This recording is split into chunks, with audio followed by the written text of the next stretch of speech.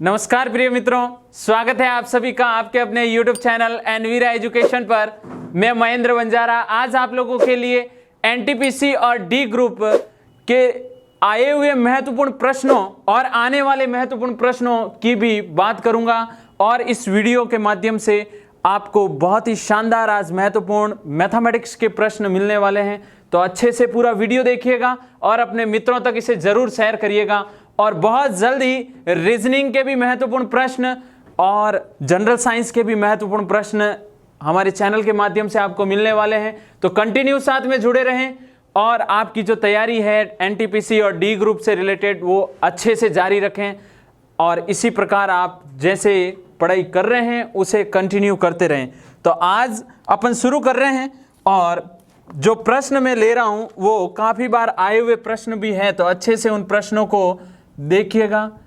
पहला प्रश्न है आपके 16 के वर्गमूल तथा 4 के वर्ग 16 के वर्गमूल तथा 4 के वर्ग का गुणनफल ज्ञात कीजिए। अभी देखिएगा बहुत सारी चीजें एक ही टॉपिक में अपन क्लियर करेंगे। ऑप्शन ए है 8, ऑप्शन बी है 64, ऑप्शन सी है 16 एंड ऑप्शन डी है 256। आपके सामने पहला प्रश्न है और ये आए हुए प्रश्न है, ध्यान दीजिएगा। तो यहां पर आपको क्या बोला है, एक तो बात हुई है वर्गमूल की और एक बात हुई है वर्ग की। प्रश्न को पढ़ने से पहले ये दो चीजें भी मैं आपको समझा देता हूं। जैसे यहां पर कोई संख्या है, इस संख्या के बाहर मैं ब्रैकेट लगा के यहां पर ऊपर घात 2 लिख देता हूं तो इसे मैं वर्ग कहूंगा। ये संख्या का क्या है, वर्ग है। यानी ये संख्या का क्या है, कोई भी संख्या, तो उस संख्या का इसे कहूंगा मैं वर्ग। और अगर आपके पास कोई संख्या है और उस संख्या का वर्गमूल बताना हो तो संख्या और उस संख्या के ऊपर वर्गमूल का ये सिंबल होता है। ध्यान दीजिएगा, ये चीज घन और घनमूल से भी रिलेटेड हो सकती है। अब अपन इसका हल देखते हैं। 16 के वर्गमूल तथा 4 के वर्ग। 16 का वर्गमूल देखिएगा, 16 का वर्गमूल मैंने कर दिया। 4 के वर्ग, ये लो 4 का वर्ग, इन दोनों का क्या पूछा है, गुणनफल, यानी इन दोनों के मध्य गुणा किया जाए तो क्या रिजल्ट आएगा। अब देखिएगा 16, यहां पर वर्गमूल का सॉल्यूशन आप किस प्रकार करोगे। 16 किसका वर्ग होता है ये बताइए आप मेरे को। 16 होता है 4 का वर्ग। किसका होता है, 4 का। और यहां पर 4 का वर्ग कितना होगा, 16, और 16 इंटू 4, 16 चौक 64 अपना राइट आंसर होगा। तो अपना right answer option number B. अच्छे से इन चीजों का स्क्रीनशॉट ले लीजिएगा और अपनी नोटबुक में जरूर लिखिएगा। मैं आपके लिए बहुत शानदार ये पूरी सीरीज लेके आया हूं, तो इस सीरीज को अच्छे से अगर पढ़ते हो तो एनटीपीसी और डी ग्रुप में आपके जो मैथमेटिक्स के जो क्वेश्चन आएंगे उन क्वेश्चनों को आप बहुत ही कम समय में हल कर पाओगे। बढ़ते हैं अपन नेक्स्ट प्रश्न की ओर और थीटा के प्रश्न की बात करूंगा। और वो प्रश्न जो एग्जाम में इतने बहुत ही ज्यादा मात्रा में देखने को मिलते हैं। दूसरा प्रश्न है √1 माइनस साइन स्क्वायर थीटा भाग 1 माइनस कोस स्क्वायर थीटा। तो इसका क्या करना है, इसको ज्ञात कीजिए, यानी इसका रिजल्ट क्या आएगा। इसका रिजल्ट क्या आएगा। ऑप्शन ए है कोट थीटा, ऑप्शन बी है टेन थीटा, ऑप्शन सी है sec theta and option D है कोसेक थीटा। अब यहां पर कुछ चीजें पहले समझनी बहुत जरूरी है कि यहां पर वर्ग यानी 1 minus sine square, 1 minus cos square, बीच में लगा हुआ भाग। पहले तो ये चीजें होती क्या है, मैं यहां पर कुछ चीजें लिख रहा हूं, अनुपात संबंध लिख रहा हूं। ध्यान दीजिएगा, अनुपात संबंध लिखा मैंने बोर्ड पे। यहां पर 6 चीजें पढ़नी है, sine, cos, tan, cot, sec and cosec. इनसे ज्यादा आपको कुछ नहीं पढ़ना है। 6 आपके त्रिकोणमिति के नाम जो मैंने लिख दिए हैं। अनुपात संबंध की बात करूं तो साइन का कोसेक से संबंध, कोस का सेक से और टेन का कोट से। संबंध किस प्रकार का होता है, एक फॉर्मूला जरूर लिखूंगा, sine into cosec, sine theta into cosec theta अगर आप करें तो रिजल्ट क्या आता है, एक। कौन से संबंध में, अनुपात संबंध में। अब देखिएगा अपन बात करते हैं वर्ग संबंध की। किसकी बात कर रहा हूं मैं, वर्ग संबंध। और आपके सामने जो यहाँ पे क्वेश्चन है उस प्रश्न में आप देखोगे वर्ग संबंध की बात हो रही है। तो वर्ग संबंध sine, cos, tan, cot, sec and cosec, ये जो है वर्ग संबंध। साइन का कोस से संबंध होता है, टेन का सेक से होता है और कोट का कोसेक से होता है। तो इन वर्ग संबंधों का फॉर्मूला सारे एक साथ लिख रहा हूं। पहले देखिएगा इन दोनों के बीच में संबंध होता है sine square theta plus cos square theta बराबर 1। क्लियर है। अब यहां से जो संबंध बन रहा है मैं उसके बारे में बात कर रहा हूं, अच्छे से देखिएगा। सेक स्क्वायर थीटा और टेन स्क्वायर थीटा के मध्य क्या संबंध होता है वो देख लीजिए। अगर sec square theta minus tan square theta बराबर करूं तो क्या आता है 1। सेक में से टेन को घटा दूं, ऐसे कैसे, कोसेक में से कोट को घटा दूं तो cosec square theta minus cot square theta बराबर क्या होता है 1। आपको फॉर्मूले याद करने ही पड़ेंगे, अनुपात संबंध, वर्ग संबंध, फिर लाल बट्टा का 4-5 कॉन्सेप्ट याद कर लीजिए। आपका रेलवे का त्रिकोणमिति से रिलेटेड प्रश्न गलत नहीं होगा। अब यहाँ पर तो कुछ और दिया हुआ है, वर्ग संबंध का सूत्र आपने निकाल लिया। यहाँ पर देखिएगा 1 माइनस साइन स्क्वायर थीटा, ये जो इक्वेशन अभी अपन ने निकाली, sine square theta plus cos square theta बराबर में क्या 1। अगर इधर साइन स्क्वायर थीटा रखें तो कोस उधर जाएगा तो 1 माइनस कोस स्क्वायर थीटा हो जाएगा, और अगर कोस स्क्वायर थीटा इधर रखूं तो साइन उधर जाएगा तो 1 माइनस साइन स्क्वायर थीटा। समझ लीजिए वापस, साइन स्क्वायर थीटा इधर रखूं, प्लस वाला कोस उधर जाएगा तो माइनस का कोस स्क्वायर थीटा हो जाएगा, और अगर कोस स्क्वायर थीटा का सूत्र चाहिए तो साइन को उधर भेज दीजिए, माइनस का साइन स्क्वायर थीटा हो जाएगा। तो यहाँ पर 1 माइनस साइन स्क्वायर थीटा है। 1 माइनस साइन स्क्वायर थीटा क्या होता है, कोस स्क्वायर थीटा भाग 1 माइनस कोस स्क्वायर थीटा क्या होगा, साइन स्क्वायर थीटा। बात अच्छे से समझ में आ गई होगी आप लोगों को। यहाँ पर देखिए क्या बन रहा है, रूट ऊपर है कोस स्क्वायर थीटा और बट्टे में भाग का मतलब बट्टा। अब आपको यहाँ पर एक और चीज देख लेनी है, ये इंपॉर्टेंट फॉर्मूला याद कर लेना, लिख लेना। टेन थीटा बराबर होता है साइन बट्टा कोस, क्या होता है, साइन बट्टा कोस, और कोट बराबर होता है कोस बट्टा साइन। त्रिकोणमिति की बहुत सारी ऐसी समस्याएं जिनका हल मुश्किल से होता है, उनके हल ये फॉर्मूले बहुत ही सरल तरीके से कर देते हैं। तो यहाँ पर टेन थीटा बराबर साइन बट्टा कोस, कोट थीटा बराबर कोस बट्टा साइन। यहाँ पे देखिए कोस बट्टा साइन, लेकिन ऊपर क्या है स्क्वायर, इस चीज को मैं ऐसे लिखता हूँ कोस थीटा बट्टा साइन थीटा, और ऊपर कर देता हूँ स्क्वायर। स्क्वायर और वर्गमूल कैंसिल हो जाते हैं आपस में, ध्यान दीजिएगा, स्क्वायर और वर्गमूल आपस में कैंसिल हो जाते हैं। तो कोस बट्टा साइन क्या होता है, कोट, क्या होता है, कोट। राइट आंसर कौन सा है, ए। अब एक ही प्रश्न में इतनी सारी चीजें आपको मिल चुकी है, इसलिए आप अच्छे से मैं बोल रहा हूं कि इन चीजों को लिख लीजिए, और नए हैं तो चैनल को आज सब्सक्राइब जरूर कर लीजिएगा, क्योंकि आगामी आने वाली पूरी सीरीज सबसे पहले आपके पास पहुंचे। और 100% वो प्रश्न जरूर करवाऊंगा जो आपके एग्जाम में आते हैं और आने लायक हैं और आए हुए भी हैं। और अब की बार और वो प्रश्न बहुत ही इंपॉर्टेंट रोल अपना निभाने वाले हैं। तो गणित और रीजनिंग और जनरल साइंस के बहुत ही शानदार प्रश्न आपको पता है एग्जाम में मिलेंगे, और एनवीरा एजुकेशन उन तीनों के लिए आपके लिए काम करेगा। तो जल्दी से आप शेयर भी करें इस वीडियो को और सब्सक्राइब जरूर कर लीजिएगा चैनल को। प्रश्न तीसरा आपके सामने है, चक्रवर्ती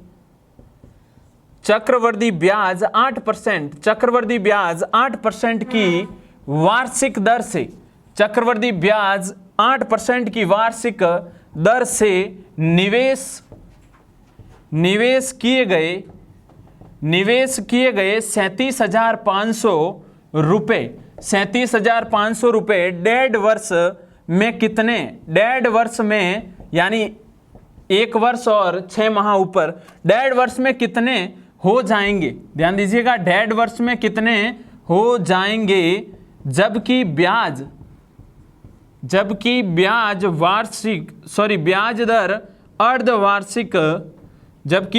दर अर्धवार्षिक संयोजित होती हैं, ब्याज दर अर्धवार्षिक संयोजित होती हैं। और आपके सामने 4 ऑप्शन भी है। ऑप्शन नंबर ए 42,182.40 रुपए, ऑप्शन बी है आपका 42,000 रुपए, ऑप्शन सी है आपका 42,120 रुपए, एंड ऑप्शन डी है आपका 42,812.40 रुपए। ठीक है ना। तो यहाँ पर कुछ चीजें जो मैं आपको समझा रहा हूं उसके बारे में ध्यान दीजिएगा। एक कोड लिख रहा हूं, उस कोड को भी अच्छे से लिख लीजिएगा।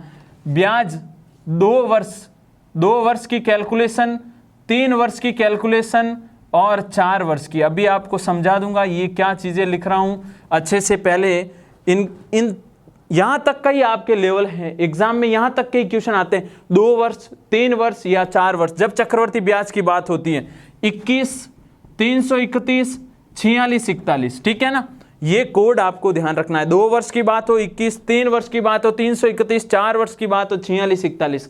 अब समझिएगा क्या यहां पे क्या समझना है। सबसे पहले एक चीज जो बहुत ही अच्छे तरीके से आपको आपके दिमाग में फिक्स कर लेनी है कि जब शर्त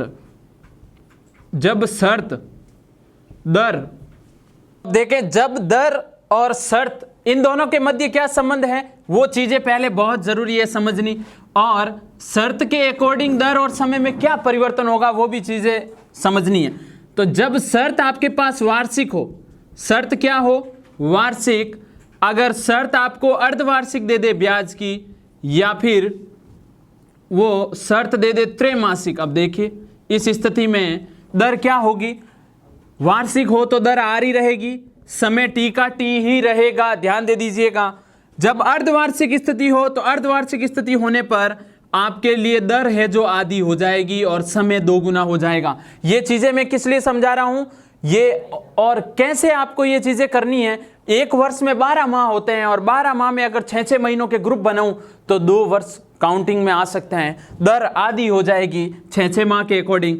अगर त्रैमासिक हुई यानी 3-3 महीने के 12 महीनों में कितने ग्रुप बन सकते हैं, 4, इसलिए दर हो जाएगी चौथाई और समय हो जाएगा 4 गुना। लेकिन अब आपको ये चीजें तो ध्यान में रखते हुए मैंने यहाँ पे कुछ कोड लिखा है। 2 वर्ष की स्थिति, 3 वर्ष की स्थिति, 4 वर्ष की स्थिति में कोड क्या यूज करना है, अभी देखते हैं उसका यूज कैसे कर रहा हूं मैं। चक्रवर्ती ब्याज 8% की वार्षिक दर से निवेश किए गए 37,500 रुपए, 37,500 रुपए 1.5 वर्ष में कितने हो जाएंगे, कितने हो जाएंगे, जबकि ब्याज दर अर्धवार्षिक संयोजित हो, जबकि ब्याज दर अर्धवार्षिक संयोजित हो। ब्याज दर जब अर्धवार्षिक होगी तो दर क्या होगी, आपके सामने 8% है लेकिन दर को क्या करना पड़ेगा, आधा, दर आधी हो गई, 8% की 4% हो गई। समय 1.5 वर्ष था, समय 1.5 वर्ष, लेकिन अब ये समय कितना हो जाएगा, 1.5 को मैं 3/2 लिखूंगा, इसको जब 2 से इंटू करूंगा क्योंकि 2 गुना करना पड़ेगा अर्धवार्षिक हो तो इस कंडीशन में समय कितना हो गया, 3 वर्ष, दर कितनी हो गई 4%। प्रश्न में दी गई दर और समय यूज नहीं करना है। अब आपको यहां पर 37,500 का वार्षिक दर से आपको चक्रवर्ती ब्याज इंक्लूड करके जो चक्रवर्ती मिश्रधन बनता है वो बताना है। तो अब आपको यहां पर कोड किस प्रकार यूज करने हैं, जब समय 2 वर्ष हो तो उस स्थिति में आपको ब्याज को गुणा करना है 2 से और 1 से। जब 3 वर्ष की स्थिति हो तो पहले 3 फिर 1। जब 4 वर्ष की स्थिति हो तो पहले 4 फिर 6 फिर 4 फिर 1। समझिए कैसे करता हूं मैं गुणा। आपके सामने 37,500 रुपए है मूलधन, मूलधन 37,500, मैं इसका 4% की दर से क्या निकाल रहा हूं, ब्याज निकालता हूं, क्योंकि दर मेरे पास 4% है तो प्रतिशत हटते ही बट्टे में 2 0। यहां पर देखिएगा रिजल्ट क्या आया, जब 375 को 4 से गुणा करूंगा 12 और 300 यानी 1500 आएगा। कितना आएगा, 1500। बात क्लियर हो गई। 4 पंजा 20 और 28 2 30 और 4 3 12 और 3 15।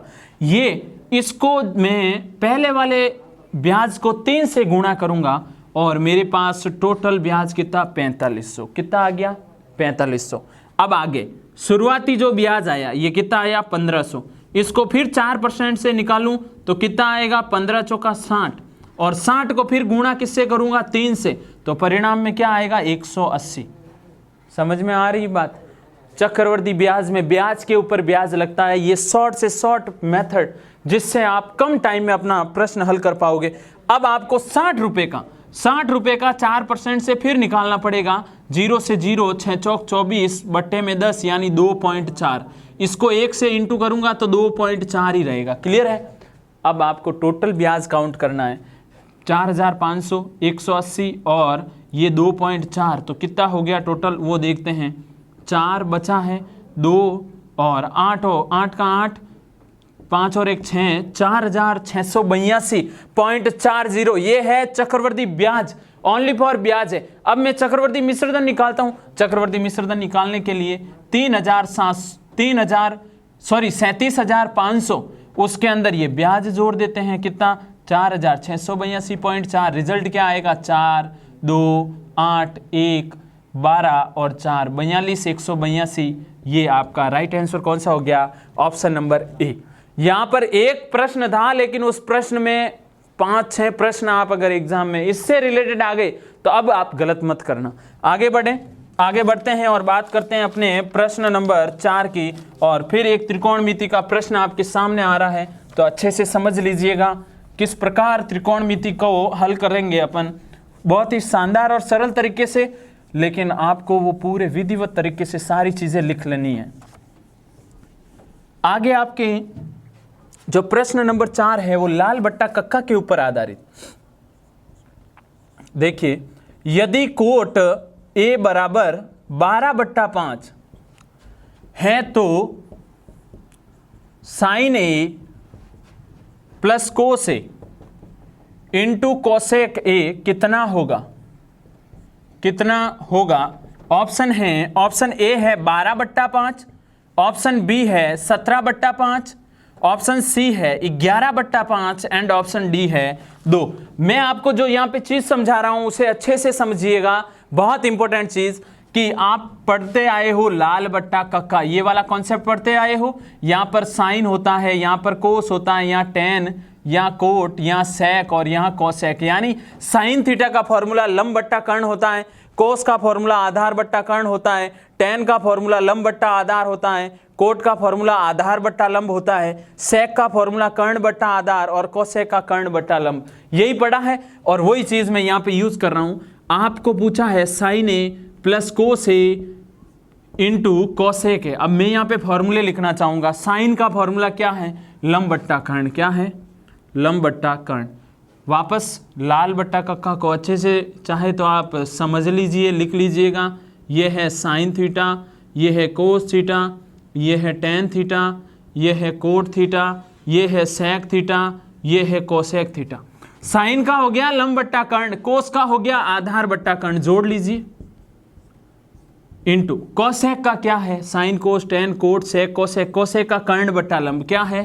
कर्ण बट्टा लंब। क्लियर है? यहां से दोनों का एलसीएम कर्ण आ रहा है, लंब प्लस आधार इंटू कर्ण बट्टा लंब। कर्ण से कर्ण कैंसिल, लंब प्लस आधार बट्टा लंब, क्या बचा? ऊपर बचा लंब प्लस आधार और बट्टे में है लंब। अब ये चीजें अगर आपके पास हो तो आंसर आपके पास आ जाएगा कोट थीटा। कोट थीटा आपके पास क्या है? 12/5। क्या है? 12/5। कोट थीटा का सूत्र क्या होता है? साइन कोस टेन कोट आधार बट्टा लंब। क्या होता है? आधार बट्टा लंब। अब देख लीजिए, आधार बट्टा लंब होता है तो आधार 12 है, लंब 5 है। आधार 12 है, लंब 5 है। आधार और लंब, आधार कितना है? आधार है 12, लंब कितना है? 5, बट्टे में कितना है? 5। देख लीजिए, मान रख दिया, लंब 5 आधार 12 लंब 5। वैल्यू यहाँ पे पुट कर दी, 12 और 5 17, बट्टे में क्या आएगा? 5। आपको अगर ये वाला कॉन्सेप्ट पता है तो आप इसको बिना कोई प्रकार की कैलकुलेशन किए, बिना पाइथागोरस प्रमेय को यूज किए आप इस प्रश्न को सीधा हल कर लोगे। लाल बट्टा कक्का दिमाग में फिक्स कर लीजिए, बहुत ही सरल चीजें आपको अच्छे से समझ में आ जाएगी। आगे बढ़ते हैं और प्रश्न नंबर जो आपके 5 है उसकी बात करते हैं। ध्यान दीजिएगा, ये प्रश्न आए हुए हैं एग्जाम में और आने लायक जो प्रश्न है महत्वपूर्ण, या तो इन्हीं प्रश्नों में से या फिर कह सकता हूं संख्याएं चेंज हो सकती है। प्रश्न इसी प्रकार के मिलेंगे आपको एग्जाम में, इसलिए वीडियो पूरा जरूर देखें और शेयर भी कर दीजिए अपने मित्रों तक। प्रश्न है, एक आदमी 25% की हानि पर, एक आदमी 25% की हानि पर एक मेज को 4,200 रुपये, एक मेज को 4,200 रुपये में बेचता है। एक मेज को 4,200 रुपये में बेचता है। उसे 25% लाभ कमाने, उसे 25% लाभ कमाने के लिए मेज को कितने रुपए, मेज को कितने मूल्य में बेचना चाहिए, कितने मूल्य में बेचना चाहिए? तो देखिएगा, ऑप्शन ए है 1,400, ऑप्शन बी है 8,400, ऑप्शन सी है 7,000 रुपये में एंड ऑप्शन डी है 5,600। अब इस प्रश्न को करने का तरीका, सबसे आसान तरीका देखिएगा, आपको 25% का रिलेशन किससे है? 4,200 से। एक आदमी को 25% की हानि हुई, लाभ हानि 100 के ऊपर अपन मान के करते हैं, तो 100 हानि हो रही है तो 100 में से माइनस कर दीजिए, लाभ हो रहा है तो 100 में प्लस कर दीजिए। 25% की हानि यानी 75 में चीज बिकी और उसका वास्तविक एग्जैक्ट मूल्य 4,200। 75 का संबंध 4,200 से, ऐसे कैसे? अनुपात में इसको ऐड करके ले रहा हूं। 25% का लाभ, तो 25% का लाभ यानी 75 में था तब तो इतना मूल्य मिला, यानी हानि के ऊपर। तो अब यहाँ पे लाभ की बात हो रही है तो 125 हो जाएगा, क्योंकि 25% का लाभ 100 प्लस लाभ। और यहाँ पर क्या लिखूंगा? x। क्यों लिखूंगा? क्योंकि ये मूल्य, यहाँ पर प्रतिशत, यहाँ पर प्रतिशत, यहाँ पर मूल्य, तो यहाँ पर मूल्य। कैसे हल करते हैं? बाह्य पदों का गुणनफल और आंतरिक पदों का गुणनफल। तो यहाँ पे 75 का गुणा किससे होगा? x से, और 4,200 का गुणा किससे होगा? 125 से। 75 यहाँ से हटेगा और बट्टे में चला जाएगा, तो 25 के पहाड़े से 125 5 बार करता है, ये 3 बार 75 कटेगा। 3 के पहाड़े से ये 42, 3 एकम 3, 3 चौक 12, 14 पहाड़ 70, कितना? 7,000 रुपये क्या रहेगा? अगर वो 25% लाभ पर इसे बेचना चाहे तो 7,000 रुपये उसको मिल जाएंगे। क्लियर है? आगे बढ़ें। आगे आपके जो प्रश्न हैं, बहुत ही शानदार प्रश्न आपके सामने आने वाला है, तो अच्छे से उस प्रश्न को जरूर समझिएगा और वीडियो को पूरा कंटिन्यू देखिएगा, क्योंकि रेलवे की अगर आप तैयारी कर रहे हो तो अब आपके लिए बहुत ही आसान और बहुत ही प्रश्न, वो मैं यहाँ पे सीधे ही वो प्रश्न दे रहा हूँ जो आपके एग्ज़ाम में आए हुए हैं, और अब की बार के कैसे प्रश्न और कैसी तैयारी करनी है उन इस वीडियो के माध्यम से आपको अच्छे से समझ में आ गया होगा। दो स्थान ए और बी के बीच में 300 किलोमीटर, कितने किलोमीटर? 300 किलोमीटर की दूरी है। 300 किलोमीटर की दूरी है। दो स्कूटर, कितने स्कूटर? 2 स्कूटर यात्री, 2 स्कूटर यात्री ए और बी, 2 स्कूटर यात्री ए और बी से एक साथ एक दूसरे की ओर बढ़ते हैं, एक दूसरे की ओर बढ़ते हैं 2.5 यानी 2.5 घंटे बाद। कितने घंटे बाद? 2.5 घंटे बाद। 2.5 घंटे बाद उनके बीच की दूरी, 2.5 घंटे बाद उनके बीच की दूरी 25 किलोमीटर रह जाती है। कितने किलोमीटर रह जाती है? 25 किलोमीटर रह जाती है। यदि एक स्कूटर की चाल, यदि एक स्कूटर की चाल दूसरे स्कूटर से, यदि एक स्कूटर की चाल दूसरे स्कूटर से 10 किलोमीटर प्रति हॉवर अधिक हो तो प्रत्येक स्कूटर की चाल किलोमीटर प्रति घंटे में ज्ञात कीजिए। बहुत अच्छा प्रश्न आपके सामने आ गया है और इस प्रश्न को बहुत ही कम समय में लेकिन विधिवत तरीके से हल करेंगे। ऑप्शन ए है 50 और 60, ऑप्शन बी है 30 और 40, ऑप्शन सी है 40 और 50 एंड ऑप्शन डी है 60 और 70। अब यहाँ पर आपको क्या चीज़ समझनी है, पहले मैं पूरा बेसिक आपके कंप्लीट करता हूँ, इसको अच्छे से देख लीजिएगा। ए और बी के बीच में 300 किलोमीटर की दूरी है, ये है ए और बी, इन दोनों के मध्य 300 किलोमीटर की दूरी है। 2 स्कूटर यात्री ए और बी एक स्थान से एक दूसरे की ओर बढ़ते हैं और 2.5 घंटे बाद उनके बीच की दूरी 25 किलोमीटर रह जाती है। यानी ए शुरू होकर यहाँ पहुँच गया, बी शुरू होकर यहाँ पहुँच गया, लेकिन मिले नहीं और बीच वाली डिस्टेंस कितनी रह गई? 25 किलोमीटर। यदि एक स्कूटर की चाल दूसरे स्कूटर की चाल से 10 किलोमीटर प्रति घंटा अधिक हो, माना पहले की है x किलोमीटर प्रति घंटा, तो दूसरे की कितनी? x प्लस 10 किलोमीटर प्रति घंटा। पहले की दूसरे की चाल आ गई, आपको यहां पर दोनों की चालें बतानी है, तो समझ लीजिए कि चाल बराबर क्या होता है? समय बराबर क्या होता है, फॉर्मूला जो भी अच्छे से याद है वो लिख लीजिएगा। आपको समय बराबर दूरी बट्टा चाल कह सकता हूँ, समय बराबर दूरी बट्टा चाल। और यहाँ से अगर मैं फॉर्मूला बनाना चाहूँ, दूरी बराबर क्या होता है, तो दूरी होती है समय इंटू चाल। क्या होती है, दूरी बराबर क्या होती है, समय इंटू चाल। क्लियर है, ये फॉर्मूला मैं यहाँ पे यूज़ कर सकता हूँ क्योंकि दूरी मेरे पास है टोटल, समय है, चाल मैंने मान ली है। तो चाल क्या है, पहले की x दूसरे की x प्लस 10, तो टोटल कितनी हो गई 2x प्लस 10, दोनों की मिक्स क्योंकि दोनों एक दूसरे की और बढ़ रहे हैं, दोनों की चालें जोड़ दी। फिर चाल हो गई इंटू समय, समय कितना लगा दोनों को, इस 25 किलोमीटर पीछे बची शेष जो भी दूरी तय करने में जो समय लगा है वो 2.5 घंटे, और ये 0 हटेगा तो बट्टे में 10 बराबर चाल इंटू समय बराबर दूरी होती है। दूरी टोटल थी 300 किलोमीटर, कितनी थी 300 किलोमीटर, उसमें से 25 किलोमीटर पीछे बचती है, बाकी पूरी डिस्टेंस तय हो चुकी है, यानी 275 किलोमीटर। क्या इक्वेशन समझ में आया आपको, ये दोनों चाल इंटू समय ये रहा, और इस काम को करने के बाद पता चला 275 किलोमीटर ही दूरी तय होती है। तो यहाँ पे देख लीजिए कितना, 25, 5 के पहाड़े से 5 बार, 5 के पहाड़े से 10 2 बार, यहाँ से अगर काटूँ तो 2, यहाँ से देख लीजिए 2 कॉमन भी आता है, यहाँ से 2 कॉमन निकाल लूँगा तो ये यहाँ पे x बचेगा और यहाँ कितना बचेगा 5, 10 5 के पहाड़े से 2 बार, 10 25 के पहाड़े से 25 5 के पहाड़े से 5 बार, ये 2 इस 2 को कैंसिल कर देगा, यहाँ पे x और 5 बचा है, तो देख लीजिए क्या कैलकुलेशन बचती है, ये 5 इंटू एक्स 5x हो जाएगा, 5 इंटू 5 25 हो जाएगा, बराबर में है 275, 25 उधर जाएगा तो क्या होगा माइनस होगा, तो 250 बचेगा। और जब मैं देखूं तो यहाँ पे 50 किलोमीटर प्रति घंटा, यानी शुरुआती चाल कितनी आ गई 50 किलोमीटर प्रति घंटा, और दूसरे की चाल कितनी, उसमें 10 जोड़ दीजिए तो 50 प्लस 10 कितना हो जाएगा 60। राइट आंसर कौन सा हुआ, ऑप्शन नंबर ए।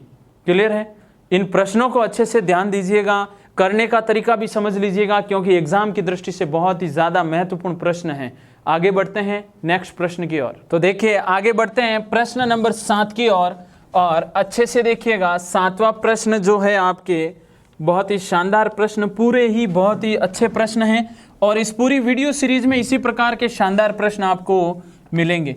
तो कंटिन्यू साथ में बने रहिएगा और ज़रूर इस वीडियो को शेयर करिएगा क्योंकि दूसरों के लिए भी ये काम की चीज़ें हैं। प्रश्न नंबर है आपका 7वां, क्या है, एक आदमी ने 360 रुपये में, एक आदमी ने 360 रुपये में 144 संतरे खरीदे और 144 संतरे खरीदे और 10% के लाभ पर 10% के लाभ से बेच दिए, 10% के लाभ से क्या किए उसने, बेच दिए। तो अपने प्रति दर्जन की बात हो रही है, देख लीजिएगा, उसने अपने प्रति दर्जन संतरे किस दर से बेचे, उसने अपने प्रति दर्जन संतरे किस दर से बेचे। Option A 25, option B 30, option C 33 and option D 36। सरल तरीके से क्या आप इस प्रश्न को एक ही लाइन में इसका आंसर बता सकते हो, प्रश्न समझ में आता है तो बहुत ही कम टाइम लगेगा। एक आदमी ने 360 रुपये में 144 संतरे खरीदे, ये जो 144 संतरे हैं उनके लिए उन्होंने 360 रुपये खर्च कर दिए। देख लीजिएगा 144 संतरों के लिए, कितने संतरों के लिए, 144 संतरों के लिए खर्चा 360 का आया। तो आप एक संतरे के लिए खर्चा बताइए कितना होगा, 360 बट्टा 144, कितने संतरे के लिए, एक के लिए, 144 भाग में चला गया।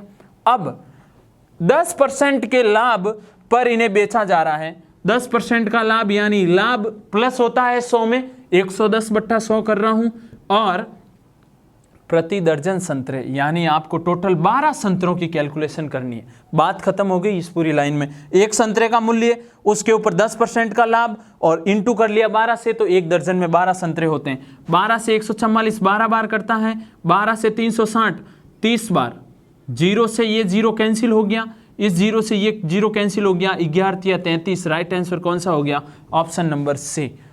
सरल तरीका, स्क्रीनशॉट ले लीजिए इस प्रश्न का, इसके हल का, बहुत काम की चीज़ें हैं। आगे बढ़ें प्रश्न नंबर 8 की ओर, और प्रश्न नंबर 8 देखिएगा, एक शानदार अनुपात से रिलेटेड प्रश्न, और उस प्रश्न में लैंग्वेज जिसको समझ में आ रही है वो लैंग्वेज के बेस पे प्रश्न घूम रहा है, तो अच्छे से देख लीजिए।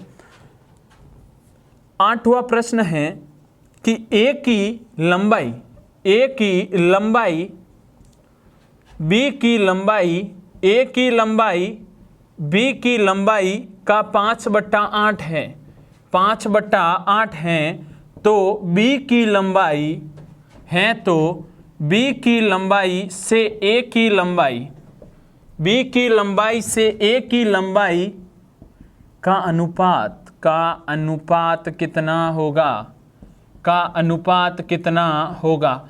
बी से ए का पूछा या ए से बी का पूछा, यही चीज़ समझनी है। ऑप्शन ए है 5:8, ऑप्शन बी है 3:8, ऑप्शन सी है 5:3 एंड ऑप्शन डी है 8:5। ए की बी की लंबाई से, ए की बी की लंबाई से, सॉरी यहाँ पे बोला ए की लंबाई बी की लंबाई का 5/8, ए की लंबाई बी की लंबाई का मतलब होता है इनटू, कितना है 5/8। बात समझ में आ गई, ये पूरी लाइन स्पष्ट हो गई एक ही इसमें कि ए की लंबाई बी की लंबाई की कितनी है 5/8, का मतलब इनटू होता है, ये 8 इधर भेजूं तो 8a बराबर 5b हो जाएगा, 8 इधर आएगा तो 8a बराबर 5b हो जाएगा। अब आपको पहले अनुपात पता करना है, 8 ए और बी के मध्य अनुपात निकाल रहा हूं, अच्छे से देख लीजिए। ए का अनुपात चाहिए तो ए के ऊपर हाथ रख दीजिए, बी के गुणे वाली चीज को यहां रख दीजिए, बी के गुणे में कौन है 5। बी का अनुपात चाहिए, बी पे हाथ रख दीजिए, ए के गुणे वाली चीज को उधर रख दीजिए, ये अनुपात आ गया। अब आपको अनुपात बी की लंबाई से ए की लंबाई का पूछा है, यानी बी अनुपात ए पूछा है भाई, तो बी अनुपात ए तो 8:5 है, तो राइट आंसर कौन सा है, राइट आंसर है आपका डी।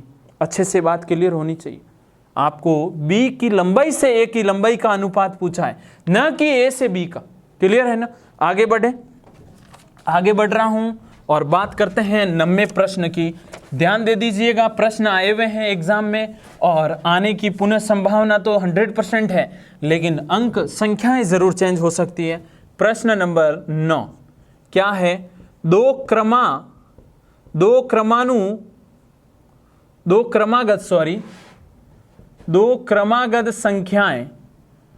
क्रमागत संख्याएं ज्ञात कीजिए, यानी दो लगातार संख्याएं आपको ज्ञात करनी हैं जिसमें पहले अंक का 3 गुना दूसरे अंक के 2 गुने से 5 अधिक हो।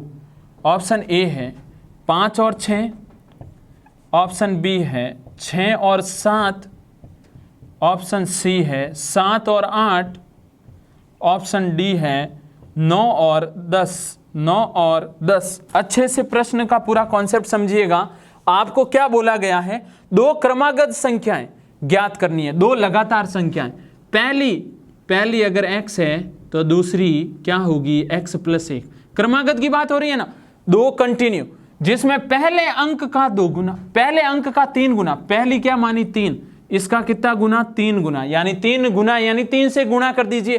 पहले अंक का 3 गुना दूसरे अंक के 2 गुने, दूसरा अंक क्या है x + 1, इसके कितने 2 गुने से कितना अधिक है 5। क्लियर हो गई बात। ये पूरा प्रश्न एक लाइन में और सीधे से हल कर लीजिए। प्रश्न वापस पढ़ रहा हूं, दो क्रमागत संख्याएं, पहली x दूसरी x + 1, जिसमें पहले अंक का 3 गुना, ये पहला अंक x, इसका 3 गुना, दूसरे अंक का 2 गुने से 5 अधिक है, तो बराबर हो गया 5 अधिक लगते यहां पर 3x बराबर 2 को अंदर भेजिए, 2x + 2 + 5, 2x को इधर भेज दीजिए, x को x के पास भेजिए, तो 3 में से 2 जाएगा, कितना बचेगा 3x - 2x, कितना बचता है 1x बचेगा, और 5 और 2 उधर कितना हो जाएगा 7। पहली संख्या 7 है तो दूसरी कितनी है 8। क्लियर हो गई। ऑप्शन नंबर कौन सा राइट है, ऑप्शन नंबर सी अपना राइट आंसर है। आगे बढ़ रहे हैं और लेते हैं आगे वाला 10वां प्रश्न। 10वें प्रश्न में बहुत ही सरल प्रश्न एग्जाम में पूछा गया है। आपको छोटे बड़े की पहचान करके बताना है कि कौन बड़ा है कौन छोटा है। तो यहाँ पर देखें प्रश्न नंबर 10 क्या बोला जा रहा है। प्रश्न नंबर 10 में ये है कि यदि निम्नलिखित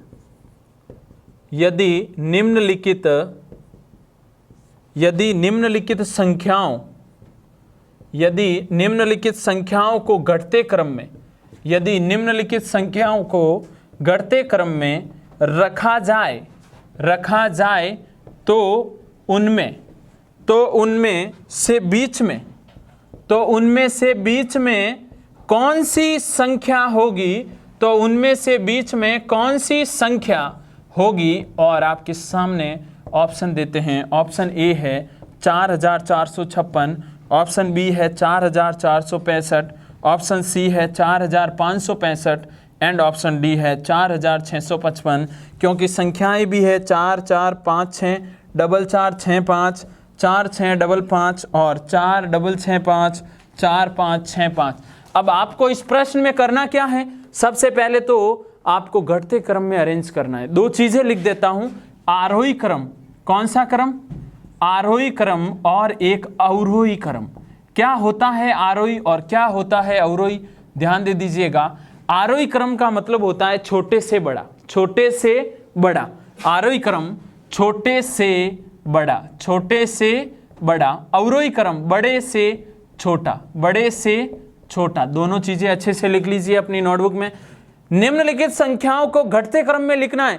घटते क्रम यानी पहले बड़ी आनी चाहिए, फिर उससे छोटी, ऐसे कंटिन्यू चलनी चाहिए। तो यहां पर देख लीजिए सबसे बड़ी कौन है, सबसे बड़ी 4 456, 4 465, 4 655, 4 600 और 4, इन दोनों में से बड़ी कौन है, 4 665। अब रीजन समझ में आ गया, बड़ी ये क्यों हुई, क्योंकि ये 4600 है, यहाँ 4400 ही है, यहाँ 4500। पहले नंबर पे ये 65 आ गई, उसके बाद 4655 छोटी इससे। अब इस 4655 से छोटा कौन है, 4565। फिर इससे छोटा इन दोनों में से एक है 65, 4465। फिर सबसे छोटा 4456। 2 को इधर से छोड़ दिया, 2 को इधर से छोड़ दिया, बीच में कौन आ गई, 4565। 4565 अपना राइट आंसर है। अच्छे से बात क्लियर हो गई तो वीडियो को लाइक ज़रूर कर दीजिएगा। यहाँ पर आपको क्या बीच में कौन सी संख्या आई है, तो बीच में संख्या 4565। क्लियर है। तो आगे बढ़े, आगे आपके प्रश्न नंबर 11। प्रश्न नंबर 11 और बहुत ही अच्छा प्रश्न है। यहाँ पर आपको प्रश्न की लैंग्वेज को अच्छे से ज़रूर समझिएगा, क्योंकि रेलवे में जो भी प्रश्न आते हैं वो लैंग्वेज बेस पे, जैसे यहाँ पर छोटे बड़े में लगातार सभी एक जैसे अंक हूबहू मिलते जुलते दिए, आपका टाइम उनको छोटे बड़े की पहचान करने में ही चला जाता है। ऐसा नहीं होना चाहिए। प्रश्न नंबर 11,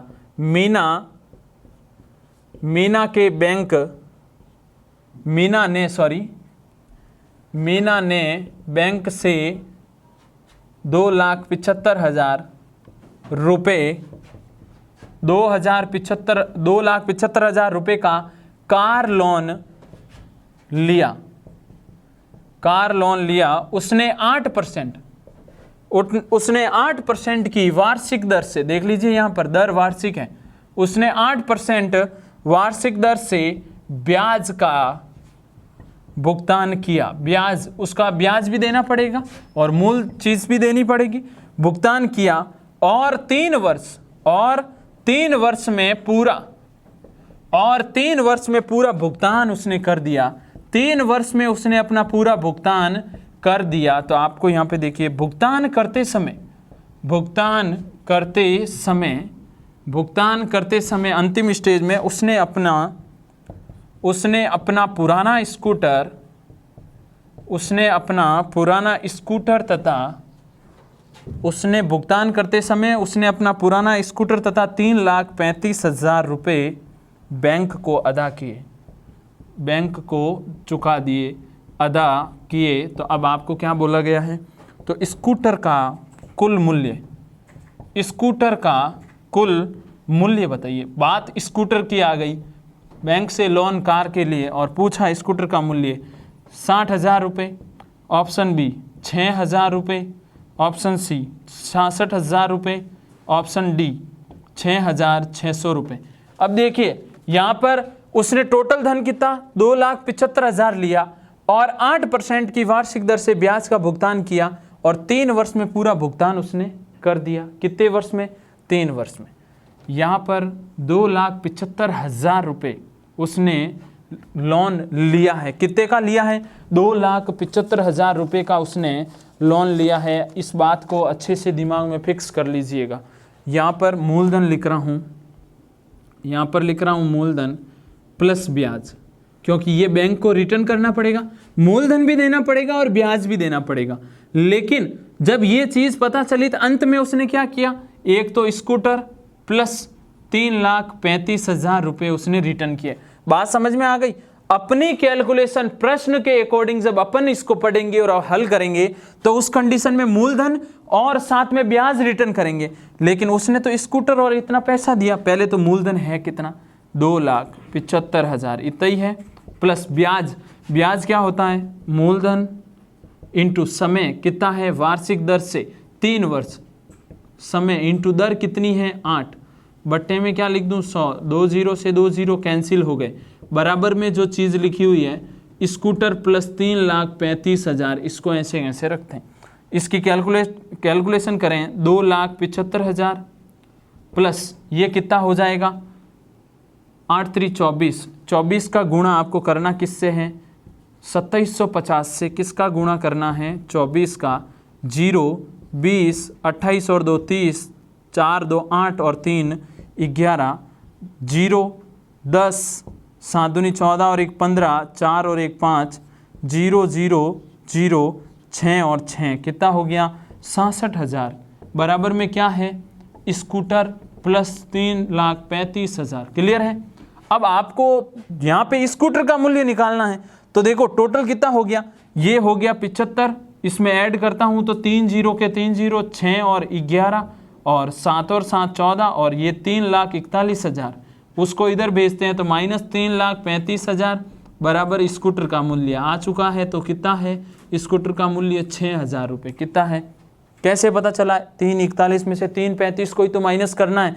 बस ये प्रश्न के अकॉर्डिंग ये लाइन बनाना आ गई तो आप हल कर लोगे। मूलधन प्लस ब्याज बराबर स्कूटर प्लस 3,35,000, उसके अकॉर्डिंग आगे बढ़ें।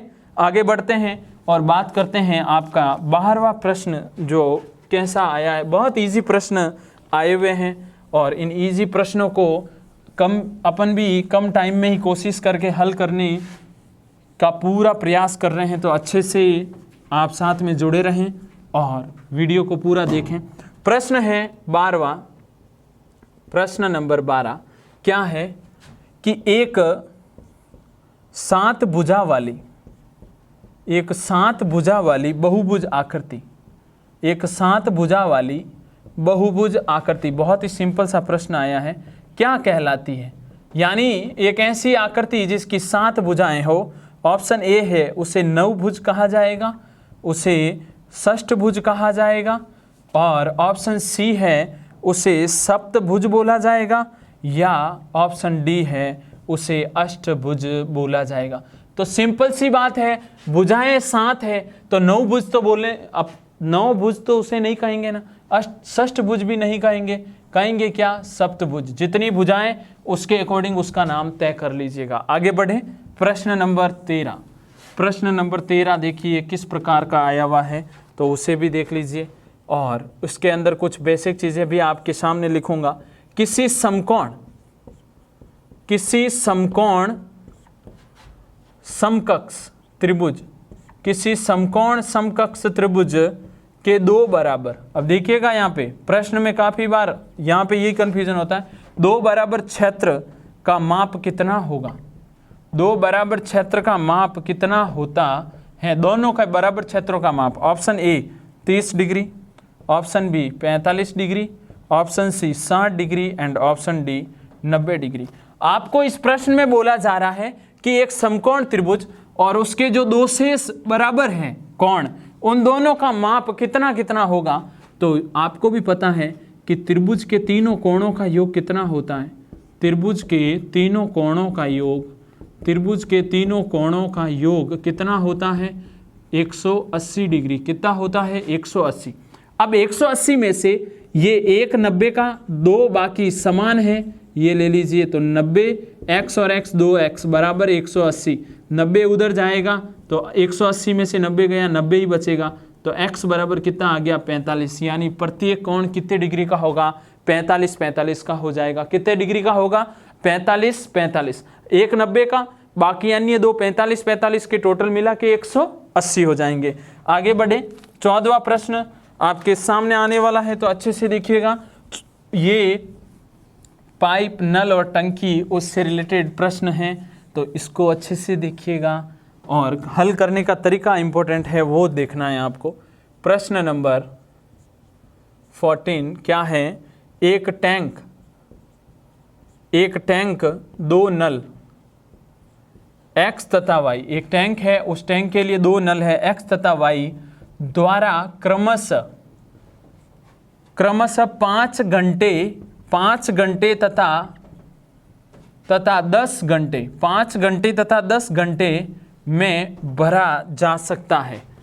दो नलों से 5 घंटे तथा 10 घंटे में भरा जा सकता है अगर उन्हें चालू किया जाए, जबकि एक अन्य नल Z टैंक को 20 घंटे में खाली कर देता है। जबकि एक अन्य नल Z इन्हें 20 घंटे में खाली कर देता है। यदि तीनों नल एक साथ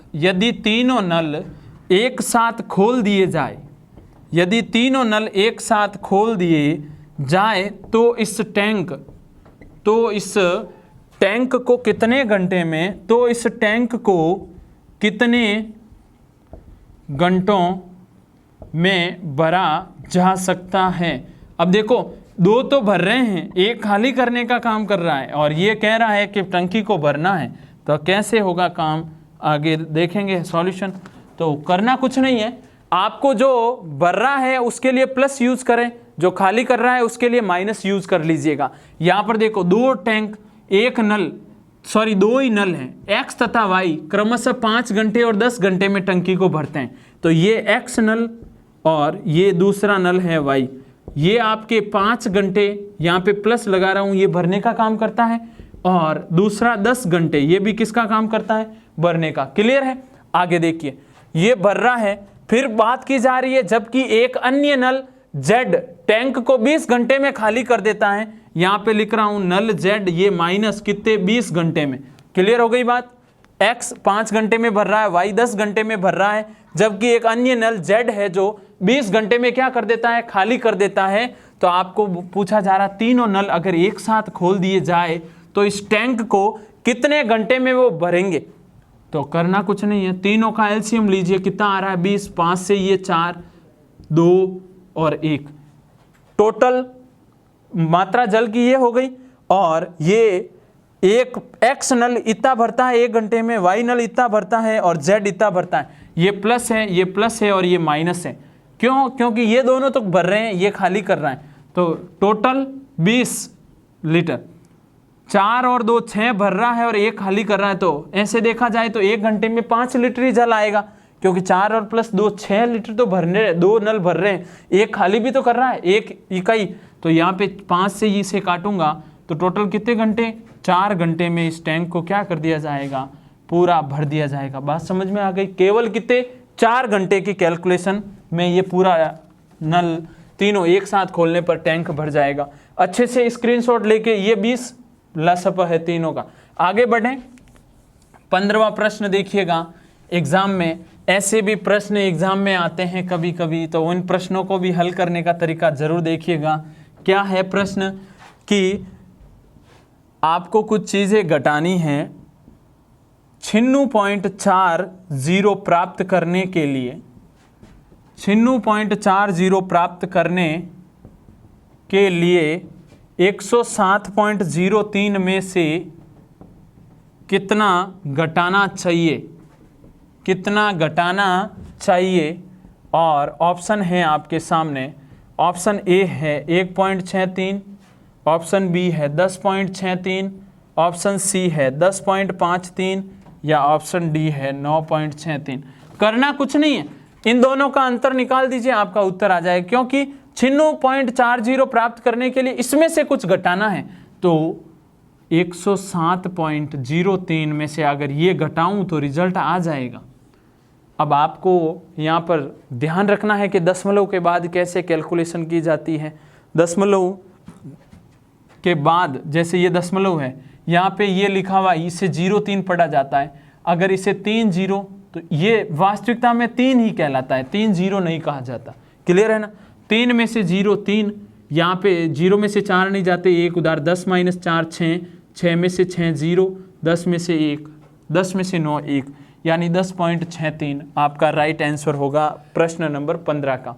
बढ़ते हैं नेक्स्ट प्रश्न नंबर 16 की ओर। तो देखते हैं आगे वाला जो प्रश्न है, प्रश्न नंबर 16, और बहुत ही शानदार प्रश्न आया हुआ है और कोशिश अपन को करनी है कम टाइम में इन प्रश्नों को हल करने की।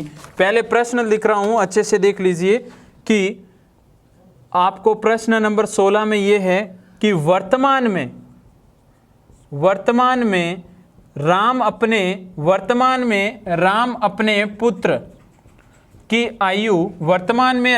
पुत्र की आयु का 4 गुना है। कितना है? 4 गुना है 5 वर्ष बाद। कितने वर्ष बाद? 5 वर्ष बाद वह अपने 5 वर्ष बाद वह अपने पुत्र की 5 वर्ष बाद वह अपने पुत्र की आयु का 3 गुना होगा। कितना गुना होगा? 3 गुना होगा। तो उनकी वर्तमान आयु आपको बतानी है। अच्छे से देख लीजिएगा, उनकी वर्तमान आयु ज्ञात करो। और ऑप्शन है, ऑप्शन नंबर ए 60 या 15, मतलब 60 15, 40 10। ऑप्शन सी है 20 5 एंड ऑप्शन डी है 32 8। अब अच्छे से इसका हल जरूर देखिएगा, क्योंकि यही चीज इंपॉर्टेंट है। प्रश्न आता जरूर है एग्जाम में इस टाइप का, वर्तमान में राम और उसके पुत्र की आयु। तो देखिए वर्तमान स्थिति, और वर्तमान स्थिति में यहाँ पे राम की आयु लिख रहा हूं, यहाँ लिख रहा हूं राम के पुत्र की आयु। राम अपने पुत्र की आयु का 4 गुना है। राम अपने पुत्र की आयु का कितना गुना है? 4। पुत्र 1 तो राम की आयु 4। क्लियर हो गई बात। 5 वर्ष बाद, कितने वर्ष बाद? 5 वर्ष पश्चात, ये +5 यानी 5 वर्ष बाद आयु अगर देखा जाए तो वो अपने पुत्र की आयु का 3 गुना होगा। ये 1 तो ये 3। क्लियर है? तो उनकी वर्तमान आयु आपको ज्ञात करनी है। एक तरीका बता रहा हूं बहुत ही शानदार।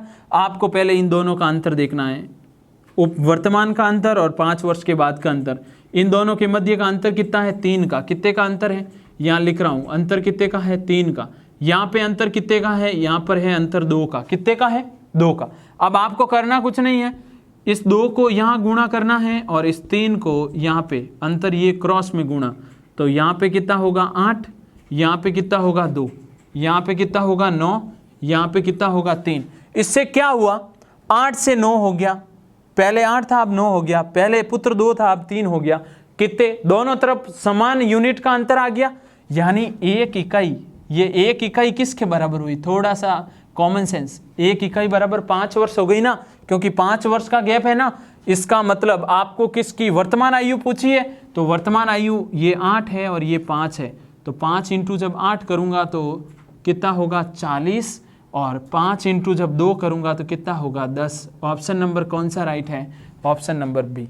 इससे सरल तरीका नहीं होगा। अच्छे से देख लीजिए, करना कुछ नहीं है। अंतर इसको इधर से गुणा, अंतर इसको ऊपर गुणा, समान इकाइयाँ हो गई। इन दोनों के मध्य 1 इकाई का अंतर और वो 5 वर्ष के इक्वल है। तो अच्छे से 8 से राम की आयु आ जाएगी, 2 से गुणा करूंगा उसके पुत्र की आयु आ जाएगी। आगे बढ़ते हैं प्रश्न नंबर 17 की ओर। और 17वां प्रश्न किस प्रकार का है उसे अच्छे से देखिएगा। क्रय मूल्य और विक्रय मूल्य के ऊपर आधारित, और वो भी स्पेशली आपको लाभ और हानि के बारे में बात की जा रही है इस प्रश्न में। तो बड़े ही सिंपल प्रश्न एग्जाम में आते हैं, लेकिन अपन अच्छे से तैयारी नहीं कर पाने के कारण इन प्रश्नों को भी एग्जाम में नहीं कर पाते हैं। देख लीजिए, अनिल लैंग्वेज थोड़ी, अनिल ने 6 रुपये प्रति अंडे की दर से, 6 रुपये प्रति अंडे की दर से 100 अंडे खरीदे। कितने अंडे खरीदे? 100 अंडे खरीदे। उसने 25 अंडे 10% लाभ, उसने 25 अंडे 10% लाभ, फिर 25 अंडे 25% हानि, और बचे हुए 50 अंडे, और बचे हुए 50 अंडे 20% लाभ पर बेचे, 20% लाभ पर बेचे। तो बताइए अनिल को कुल कितना, तो बताइए अनिल को कुल कितना प्रतिशत, तो बताइए अनिल को कुल कितना प्रतिशत लाभ या हानि हुई। अनिल की टोटल लाभ और हानि कितने प्रतिशत है आपको बतानी है। ऑप्शन ए 6.25% की हानि, ऑप्शन बी 6.25% का लाभ, ये तीर का निशान ऊपर नीचे आपको समझना है, 8% का लाभ हुआ, या ऑप्शन डी 12% की हानि हुई। 8% का लाभ है, तीर का निशान ऊपर की ओर है। अब करना क्या है, इस प्रश्न में लाभ और हानि प्रतिशत के लिए आपको क्या चाहिए, लाभ चाहिए और क्रय मूल्य चाहिए। लाभ प्रतिशत निकालना है तो, हानि प्रतिशत निकालना हो तो क्या चाहिए, हानि और क्रय मूल्य चाहिए, क्योंकि लाभ प्रतिशत का सूत्र होता है लाभ बट्टा क्रय मूल्य इंटू 100। ठीक है, हानि प्रतिशत का सूत्र होता है हानि बट्टा क्रय मूल्य इंटू 100, दोनों के लिए क्रय मूल्य चाहिए होता है। अच्छे से समझते हैं। अनिल ने 6 रुपए प्रति अंडे की दर से 100 अंडे खरीदे। अंडों का क्रय मूल्य 100 अंडे, एक अंडे का मूल्य 6, यानी 600 रुपये उसने अंडे खरीदने में खर्च कर दिए। अंडों का क्रय मूल्य आ गया।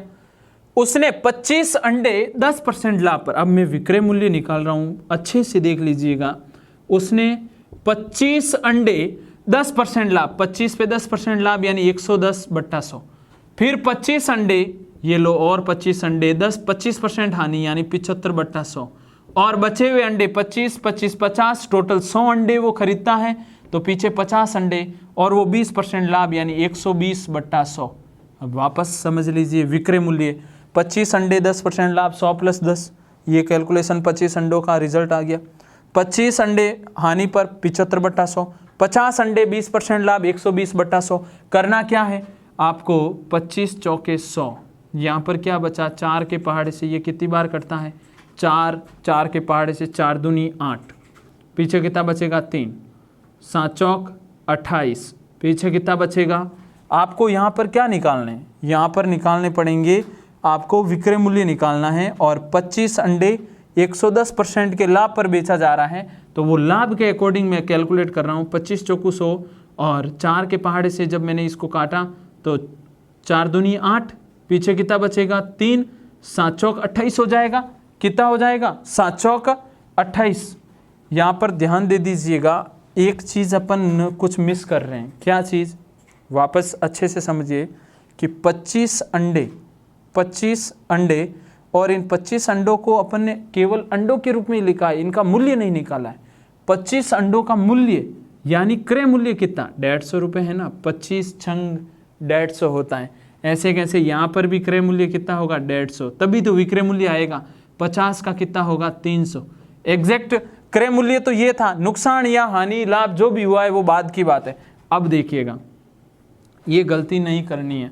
25 के पहाड़े से 4 बार, 25 के पहाड़े से 6 बार, ये 2 बार, और ये कितनी बार कट जाएगा, 3 बार, और ये 55 बार, और 55 तिया कितना होता है, 165। कितना होता है, 165। फिर रिपीट कर दूं कि यहाँ पर 25 अंडों की बात थी इसलिए 150, यहाँ पर 25 अंडों की बात थी इसलिए 150, क्योंकि 6 रुपये एक अंडे का क्रय मूल्य है।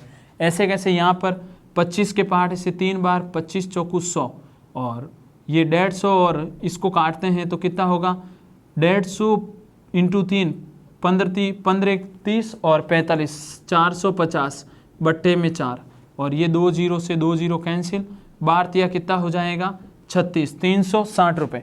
पहले अपन इस 450 को तोड़ देते हैं। 450 को जब 4 के भाग से तोड़ूंगा तो कितना आएगा, 165 प्लस 4 एकम 4, 4 एकम 4, और पीछे बचा 1, 4 दूनी 8, और पीछे बचा 2 यानी 112.5 प्लस 360, तो रिजल्ट क्या मिला उसे देख लीजिए।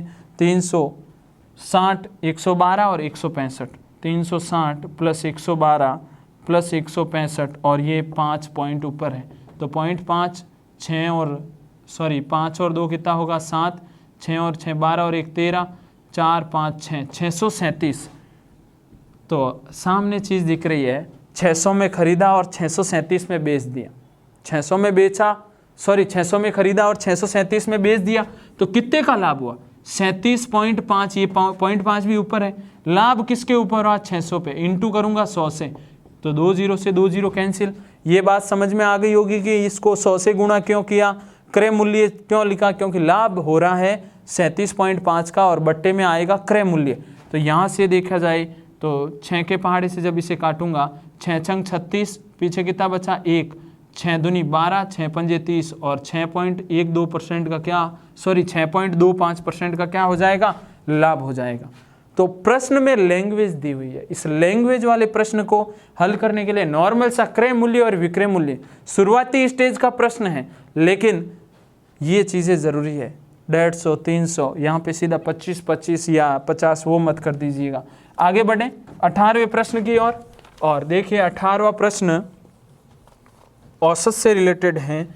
तो बहुत ही सरल प्रश्न आते हैं औसत से रिलेटेड, और औसत होता ही क्या है, राशियों का योग बट्टा राशियों की संख्या, राशियों का योग बट्टा राशियों की संख्या। तो आपके सामने है 18वां प्रश्न, और 18वें प्रश्न में करना क्या है, एक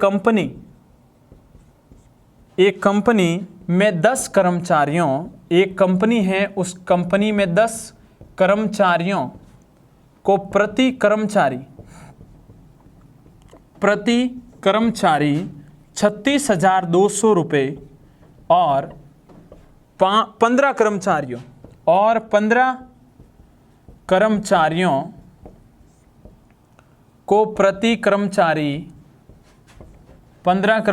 को प्रति कर्मचारी 33,550 रुपये वेतन मिलता है। क्या मिलता है, वेतन मिलता है। तो प्रत्येक कर्मचारी का औसत वेतन देख लीजिए, यहाँ पे प्रश्न है प्रत्येक कर्मचारी का औसत वेतन कितना है, प्रत्येक कर्मचारी का औसत वेतन कितना है। ऑप्शन ए है 34,875, ऑप्शन बी है 34,610, ऑप्शन सी है 27,900 एंड ऑप्शन डी है 36,410। प्रत्येक कर्मचारी का औसत वेतन, और औसत अभी मैंने आपको क्या बोला, राशियों का योग बट्टा राशियों का योग बट्टा राशियों की संख्या, राशियों का योग बट्टा राशियों की संख्या।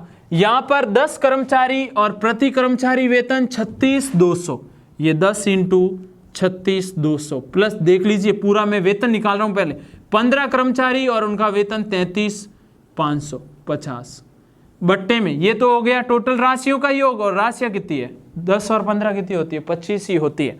यहां पर देखते हैं कितना होगा 36 2 और पीछे 0, इसको गुणा करते हैं, 15 पाँच कितना होता है 75, 7 75 और 7 कितना होता है 82, 8 15 3 45, 45 और 8 कितना होता है 53, 5 बचेगा, 45 और 5 कितना होता है 40, प्लस कर देते हैं और बट्टे में क्या है 25, कितना है बट्टे में 25 है। सीधी सी बात समझ में आ गई। 15 3 45 और यहाँ कितना हो जाएगा 50। अब योग कर दीजिए, योग करेंगे तो कितना होगा, वो योग मैं लिख रहा हूँ, योग यहाँ पर 0 का 0, 5 का 5, 2 का 2, 3 और 2 5, 0 और 6 6, 5 और 3 8 और बट्टे में क्या है 25। अब करना क्या है 25 का भाग लगाना है, 25 एकम 25, 25 दूना 50, 25 3 75, पीछे कितना बचा 75, 75 और 86 माइनस करूंगा तो स्वाभाविक है कि पीछे आपके 80 और यहाँ पे 11 बचेंगे, 115 और 25 चौकू 100। अभी तक देखा जाए तो या तो ए सही है या बी सही है, भाग पूरा भी नहीं देना, देख लीजिए 15 पीछे और यहाँ पे 2 लगा दूं तो 25 छंग यानी राइट आंसर आ गया कौन सा 20 सही है। राइट आंसर कौन सा सही है? बी, क्योंकि भाग इतना ही देना है। आप आगे दोगे तो रिजल्ट तो यही मिलेगा, आगे इतना देने की ज़रूरत भी नहीं है। आगे बढ़ते हैं और बात करते हैं 19वां प्रश्न। और 19वां प्रश्न बहुत ही सरल, मसप लसप और दो संख्याओं उनके मध्य क्या संबंध होता है, वहाँ से एक प्रश्न आ रहा है। तो अच्छे से देखिए, उस प्रश्न को हल करने का तरीका समझिएगा। प्रश्न है दो संख्याओं, प्रश्न नंबर है अपना 19, क्योंकि अभी तक अपन ने पूरे 18 प्रश्न कर लिए हैं। प्रश्न नंबर 19, दो संख्याओं का गुणनफल, दो संख्याओं का गुणनफल 35,828 है तथा HCF 26 है। उनका HCF और उनका LCM ज्ञात करो। क्या ज्ञात करो? LCM ज्ञात करो।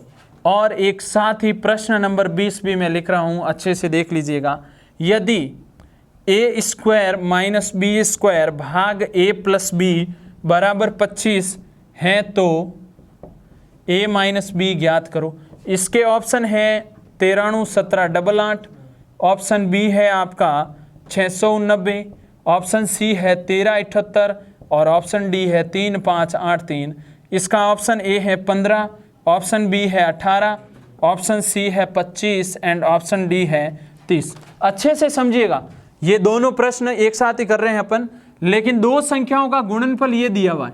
तो यहाँ पे एक फॉर्मूला लिख रहा हूँ, लसप इंटू मसप। लसप और मसपे का गुणनफल होता है दो संख्याओं के गुणनफल के बराबर। और वो भी कौन सी दो संख्याओं का गुणनफल? जिन दो संख्याओं का गुणनफल आपको देख के कहा जाए कि ये उन्हीं का गुणनफल है जिनका मसपा इतना है और लसपा इतना। आपको यहाँ पर क्या दिया हुआ? मसपा कितना दिया? 26।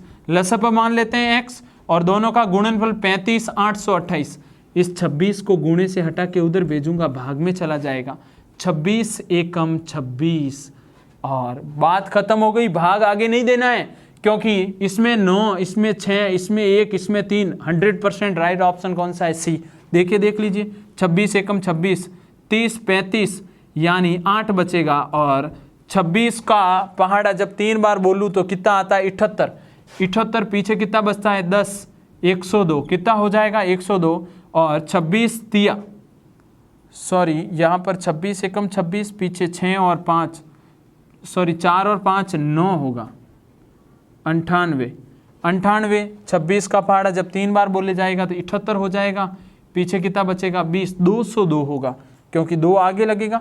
तो 202 में 26 का भाग 7 बार जाएगा। कितनी बार? 7 बार। देख लीजिए, 26 साथे कितना होता है? 42, 14 और 4 18, 182। तो पीछे कितना बचा? 20 बचा। 20 यानी 208 हो जाएगा। और 208 में जब मैं 26 का भाग लगाऊंगा तो 8 बार पूरा पूरा जाता है। और आराम से आप जब पहली बार में ही स्पष्ट हो गया कि 1 से ये आंसर डिसाइड हो गया, तो आपको इतना करने की ज़रूरत भी नहीं है। अब एक ये देख लीजिए, ये आपके सामने है, a² - b² भाग a + b बराबर में है 25। कितना है? 25। a² - b² और बट्टे में a + b जब भाग दूं तो आना चाहिए बराबर में 25। लेकिन पूछा क्या है? a - b का मान। आपको यहाँ पर 2-3 इक्वेशन लिखता हूँ, वो ध्यान में रखनी है। a² - b² क्या होता है? a + b a - b। ठीक है।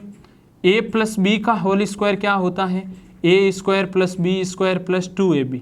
a - b का होल स्क्वायर क्या होता है? a² + b² - 2ab। ज़्यादातर ये 3 ही काम आती है और इनके बेस पे खूब सारे प्रश्न होते हैं। और आगे वाली जो इक्वेशंस है वो इन्हीं से मिलके बनती है। जब इसको मैं इसका टॉपिक करवाऊंगा तो अच्छे से वो भी हमारा वीडियो ज़रूर देखिएगा यूट्यूब के ऊपर। यहाँ पर पहले इसका हल करते हैं। इसका सॉल्यूशन a + b और a - b बट्टे में क्या है? a + b बराबर में क्या है? 25। ये प्लस से प्लस कट गया, इधर a - b तो बचा और वो किसके बराबर है? 25 के। तो a - b किसके इक्वल हो गया? ऑप्शन नंबर सी आपका राइट है। तो आज के सेशन में हमने 20 प्रश्न अच्छे से कर लिए हैं और पूर्णतः वो अच्छे से बेसिक के साथ समझाए हैं और कम टाइम में कैसे आप इन प्रश्नों को हल कर सकते हैं अच्छे से आपको, अगर वीडियो आपने पूरा देखा है तो पूरे प्रश्न बहुत ही शानदार तरीके से समझ में आए होंगे। और नेक्स्ट वीडियो में और भी शानदार प्रश्न होंगे और वो भी एग्जाम में आए हुए हैं, और ये पूरी सीरीज आप कंटिन्यू साथ में बने रहिएगा। मिलते हैं नेक्स्ट वीडियो में। रेलवे और एनटीपीसी के जो सीरीज चल रही है उसकी बात करेंगे नेक्स्ट और वीडियो में। तो धन्यवाद।